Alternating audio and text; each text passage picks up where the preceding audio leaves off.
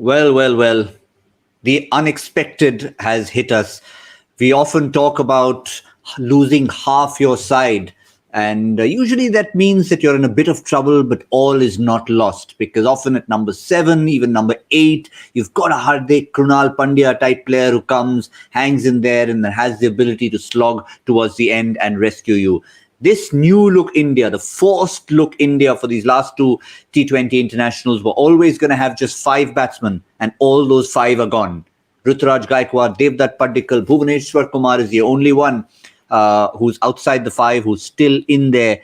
Keeping company of him is, one of the other bowlers in Kuldeep Yadav, and that's not good news for India at all. 39 for 5 at the start of the show. If you tuned into Cricbuzz Live, you would have seen, of course, the talk of the birthday boy. And yes, indeed, it was the birthday boy, Vanindu Hasaranga, who came straight into the action the moment he was thrown the ball. It almost seemed as if it was an inspired day for him, as it was for the whole team. 2 wickets in his first over, getting rid of Sanju Samson, who we were all going to focus on. Could he have a big one to finish with and send a message to the Indian selectors for that T20 World Cup?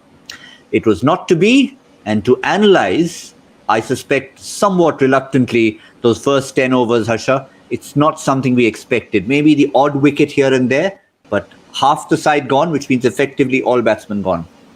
Whether it's a good result or a result you don't want, it still tells you something. It's still a learning from every result. And I think we are learning here that India's best batsmen are struggling on slowish tracks where the ball turns a little bit. And we've seen Padikkal, we know he's a very good player. He's really struggled today on that slow surface. Sanju Samson looked all at sea. Ruturaj Gaikwad, I thought, looked a little better, but he was done in Hasaranga as well. And don't take anything away, because it's an India-centric conversation. We talk more about India. But how good was Hasaranga? It was fantastic. You don't underestimate that first wicket from Chamira as well. It started it all, proper pace, batsman just hanging the bat out. So I think it's telling a little thing or two about India, and that is still a good learning from this series, that maybe the next level is not what we thought it was, certainly on these kind of surfaces. Yeah, interesting. If you have a look at the division of the wickets, as it were, Harsha mentioned Dushmanta Chamira, that first wicket, that was Shikhar Dhawan out first ball, hanging his bat out.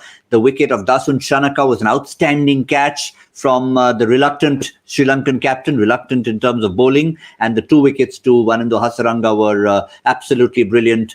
Sanju Samson particularly has been someone who's been a bit of a bunny of his, if we have to use that term, because he's had 3 dismissals in 11 deliveries against Sanju Samson.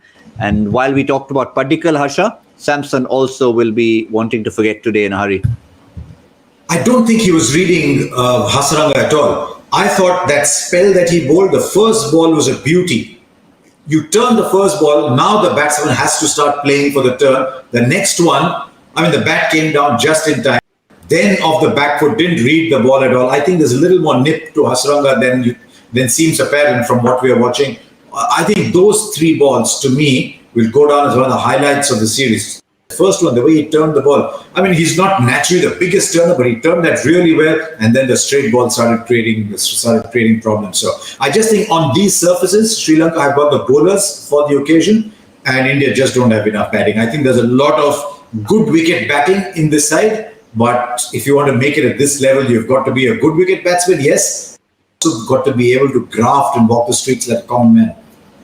Yeah, well, let's have a look at what is an uncommon scorecard for India. The fall of wickets has not been something they'd want to look at. Certainly, if you're Sri Lankan, about to celebrate that Vanindu Hasaranga birthday party in the dressing room, no less. Shikhar Dhawan was out first ball himself, but lovely 4 had been hit before that by Gaikwad. Then went Padikkal, which was an unfortunate dismissal. Sanju Samson to Vanindu Hasaranga, and Ruturaj Gaikwad, who did review, but you could always see that height was not going to be an issue. And finally, that brilliant catch to get rid of Nitish Rana. Just to wrap up, Harsha, I know we can't be talking about the kind of scores we predicted, but what do these bowlers have to do? Just try and push towards 3 figures now? Yes, because I don't think Kuldeep Yadav is much of a slogger. So just keep on batting, try and take the score as close as possible. Last 4 overs, maybe go for it if you haven't lost too many wickets by then. and just hope that something happens from there. But when you're 29 for 4 in the power play, that's the game pretty much there. If India can wiggle this one, then I don't think there's a birthday party tonight.